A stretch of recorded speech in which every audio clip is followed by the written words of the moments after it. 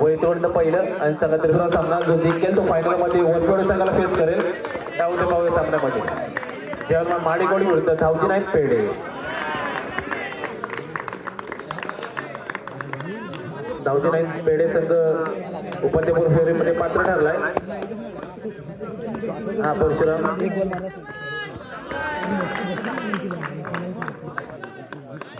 धावजी नाईक परशुराम संघाकडून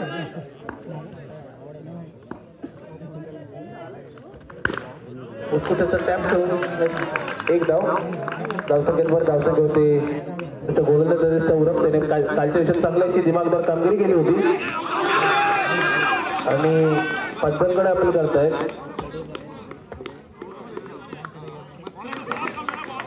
पंच आता जे नाव घोषित करायचे पंच चिपळूण अंडर क्रिकेटमध्ये जे सुनेरी दिवस पाहायला मिळतोय.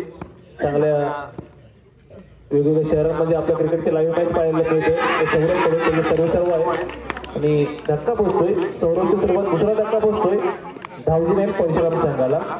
सौरभ दूर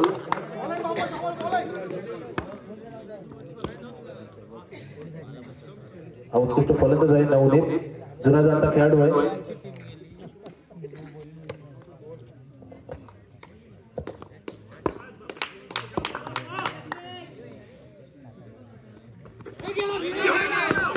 तो काही स्वीप करण्याच्या प्रयत्नाचा चेंडू निर्धाव करता उत्कृष्ट गोलंदाजी पाहायला मिळते सौरभ कडून.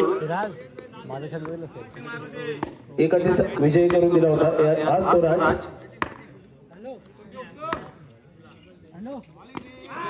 उत्कृष्ट सेंचुरी क्रिकेट पाहायला मिळते आयुष कडून. आयुष्यात साला मिळालेला फलंदाज मैदानात. धावसंख्येत भर धावसंख्या 5.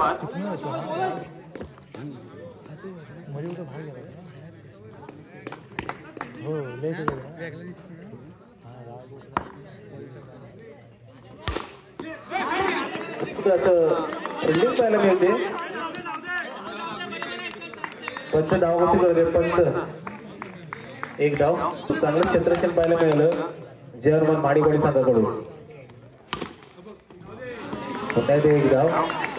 उत्कृष्ट फलंदाज पाहायला मिळते आयुष कडून. धावसंख्येत पर धावसंख्या होते 7. उत्कृष्ट फलंदाजी पाहायला मिळते आयुष कडून.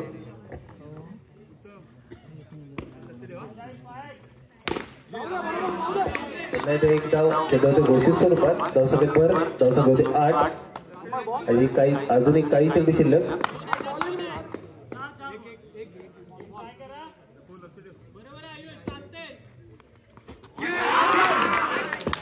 आणि उत्कृष्ट असा चेंडू टाकला होता पण चेंडू काही फलंदाजी समजला नाही आणि हा फलंदाज होता त्रिफळाची.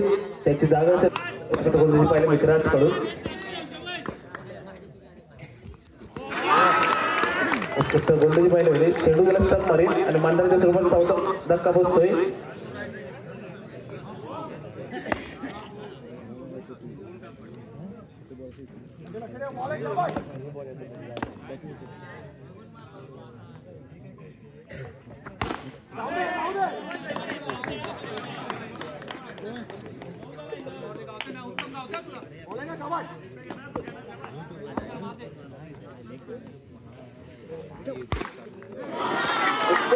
पाहायला मिळते नवनीत कडून. सामना कायसा चालू केलाय धावजी नाईक परशुराम संघाकडून. या धावसंख्येवर धावसंख्या होते 13. उत्कृष्ट गोलंदाजी पाहायला मिळते परंतु चांगला समाचार घेतोय नवनीत. अजूनही नवनीत हा जुना जाणता खेळाडू आहे धावजी नाईक परशुराम संघाचा. त्याला क्रिकेटचा चांगला असा अनुभव आहे.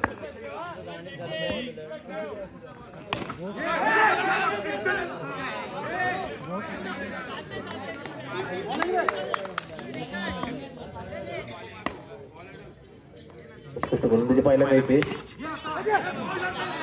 एक चौकार गेला पण 2 चेंडू डॉट आले. धावसंख्या स्थिरावलेली. धावसंख्या होते 13.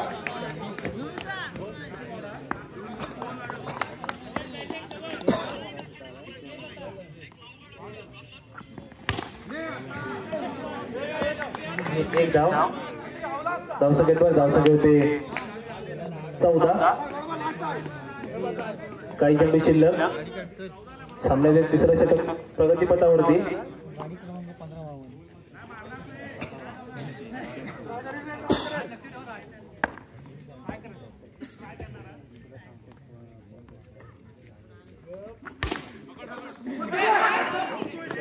निश्चितच धावा दोनचा धोका होता, परंतु एक डावचे स्ट्राईक रेट होतोय. धावसंख्येवर धावसंख्या होते 15. 3 षटकांच्या समाप्तीनंतर धावसंख्या होते 15. गोलंदाज आहे तो सोहम लेग ब्रेक आणि ऑफ ब्रेक एकाच ऍक्शन मध्ये टाकतो आणि बॉक्सर स्वरूपात बाद होतोय. नवनीतचा 5वा धक्का बसतोय धावजीने परशुराम संघाला. काय करतोय बंटी डिसूजन आणि हा पंचांकडे अपील करतायत.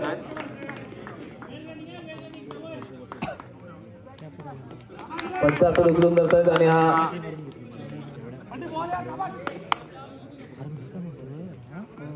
सुजन बाद होतोय. सुजन जागण्यासाठी येतोय तो अद्वैत. 6 गडी बाद झाली. हे मॅट्रिक साठी संधी आहे.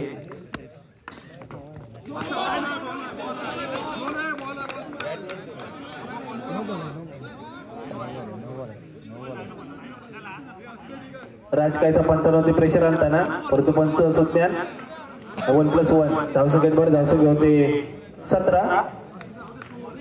नवनीत चांगला असा चौकार मारल्यानंतर जर स्ट्राईक रोटेट केला असता तर निश्चितच आता हा सामना 20 ते 21 धावा झाल्याच असत्या. परंतु पाहूया क्रिकेट आहे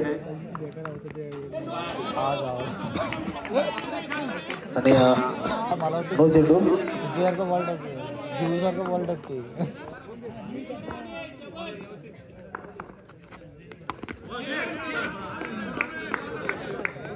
धावसंख्येवर धावसंख्या स्थिरावलेली. धावसंख्या होते 18.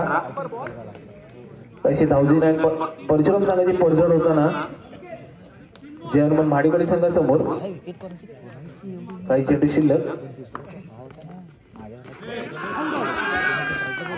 चेंडू काही संबंध नव्हता. पंचांकडे अपील केलंय. पंच नॉट आउट घोषित करतायत. उत्तमच्या प्रयत्नासाठी निश्चितच डॉट चेंडू. काही चेंडू शिल्लक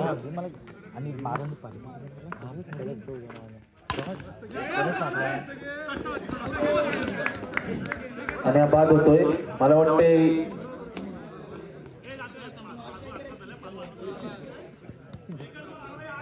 18.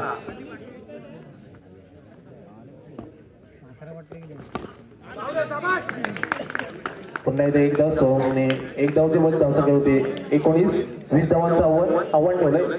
काहीच माफक तसंच गोलंदाजी केली फलंदाजी केली त्याप्रमाणे आता त्याला खेळ करण्याची गरज आहे. पहिले समुद्र परिस्थिती करतो मतदार चेंडू टांगला टोलवलाय पण चांगला असं घोषित स्वरूपात खेळून काढलाय. बंटीने स्ट्राईकला तर बंटीत नॉन स्ट्राईकला तर सौरव. उपांत्य फेरीचा हा दुसरा सामना. या सामन्यावर जो विजय होईल तो निश्चितच गणपती मोर्या वरपेवाडी संघासमोर फेस करेल. काय होते पाहूया सामन्यामध्ये. विजयासाठी 19 धावांची गरज. 23 चेंडू आणि 19 धावा. चेंडू ऐसी अवंतर धावसंख्येत भर. धावसंख्या होती 2. अजून विजयासाठी 18 धावांची गरज.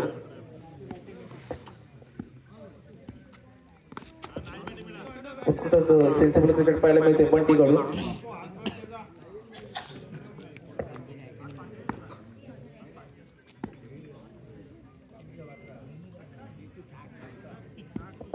उत्कृष्ट गोलंदाजी पाहायला मिळते मतदारकडून. लेग ब्रेक ऑफ ब्रेक पाहायला मिळतो. उत्कृष्ट गोलंदाज आहे.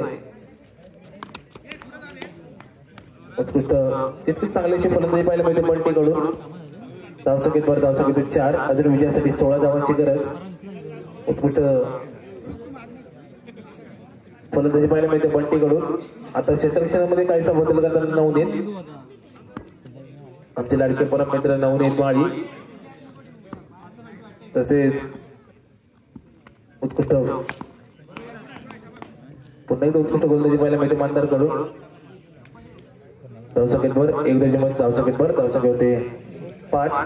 अजून विजयासाठी 15 धावांची गरज. पाठव ना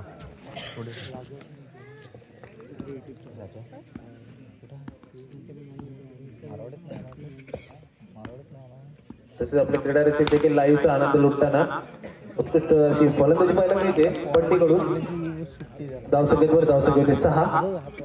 अजून विजयासाठी 14 धावांची गरज. चिपळूण क्रिकेटचे सर्व सौरभ म्हणजे काहीसा कान मात्र देताना आपल्या मतदारासाठी कालच्या दिवसात चांगला धावजी नाही परशुराम संघाने चांगला परफॉर्मन्स दिला होता आणि ही पुन्हा एकदा एक धाव ह्या घोषित स्वरूपात जातोय. हे एक दोन धावसंख्या होते 7. एक षटके धावांनंतर बिनबाद 7. अजून विजयासाठी 18 चेंडू आणि 13 धावांची गरज.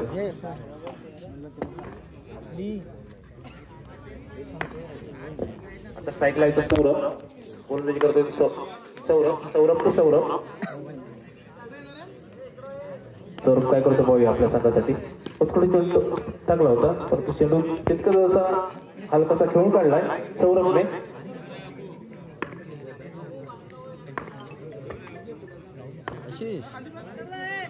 अजून नाही करीन कॉल मला आठवून काहीसा क्षेत्रक्षणामध्ये तुर्तास बदल करतोय धावजी नाही परशुराम संघ. परशुराम कशी गोलंदाजी पाहिली मिळते सौरभ विरुद्ध सौरभ. तर झेल झाला असता परंतु काहीसं लेझी क्रिकेट पाहायला मिळते सौरभ कडून परंतु एकदम काही रोखू शकत नाही.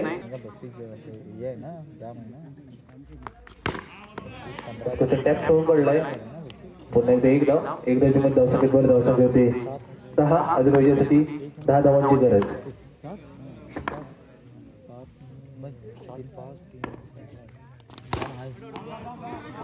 क्षेत्ररक्षण पाहायला मिळतंय धावजी नाही परशुराम संघाकडून. धावजीने परशुराम संघाचे ग्राउंड फिल्डिंग म्हटलं तर उत्कृष्ट ग्राउंड फिल्डिंग केली होती कारण काल त्याने फिल्डिंगच्या जोरावरती सामने एकतर्फी विजय केलेले आहेत. उत्कृष्ट सेन्सिबल क्रिकेट पाहिलं मिळते सौरभ कडून. सौरभच्या बॅटमध्ये निघणारा हा एक धावसंख्येवर धावसंख्या होती 11. हळूहळू करत आपल्या संघाला विजयाच्या दिशेने घेऊन जातोय का पाहूया सौरभ. म्हणतात जसं थेंबे तयासाचे तसेच सामना पाहायला मिळतोय. सामन्यामध्ये काही शांतता होती परंतु हा चौकार मारून सामना अजून विजयाच्या दिशेने वाटचाल करतोय. जर्मन भाडीवाडी संघ धावसंख्येवर धावसंख्या 15. आता सामना झुकलेला 12 चेंडूने 5 धावांची गरज. फलंदाज आहे तो बंटी आणि हा झंझणीत चौकार मारून सामना विजयी केलाय जर्मन भाडीवाडी संघाला.